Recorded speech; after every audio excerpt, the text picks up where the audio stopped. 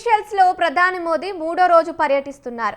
విక్టోరియాలో అరుల్ మిహు నవశక్తి వినాయకర్ ఆలయానికి వెళ్లిన మోదీ ప్రత్యేక పూజలు నిర్వహించారు. ప్రధాని మోదీకి ఆలయ అధికారులు సంప్రదాయ స్వాగతం పలికారు.